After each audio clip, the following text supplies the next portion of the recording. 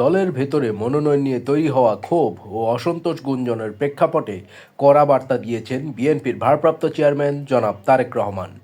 রাজনৈতিক লড়াই অত্যন্ত কঠিন হতে যাচ্ছে উল্লেখ করে দলের নেতাকর্মীদের সতর্ক থাকার আহ্বান জানিয়ে তিনি বলেন, দল ঐক্যবদ্ধ না থাকলে ভয়াবহ পরিস্থিতি অপেক্ষা করতে পারে।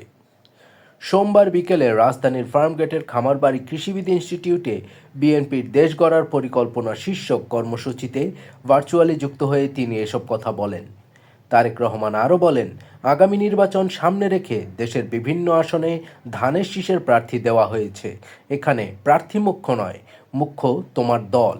মুখ্য হচ্ছে ধানের শীষ, সুতরাং এখানে ধানের শীষকেই গুরুত্ব দিতে হবে।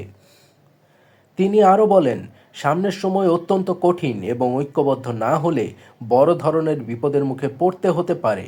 আন্দোলনের সময় যেভাবে মানুষকে বোঝানো হয়েছে ঠিক সেভাবেই দেশ গড়ার পরিকল্পনার বিষয়েও সাধারণ মানুষকে সম্পৃক্ত করতে হবে।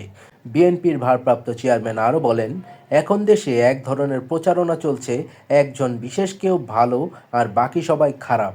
এটা গণতন্ত্রের জন্য ডেঞ্জারাস ব্যাপার। একটি রাজনৈতিক দলের উদ্দেশ্যে তিনি বলেন, গত ১৬ বছর একটা দল প্রচার করত শুধু তারাই ভালো আর বাকি সবাই খারাপ। ৫ তারিখের পর সেটির বোধ হয় কোনো পরিবর্তন হয়নি।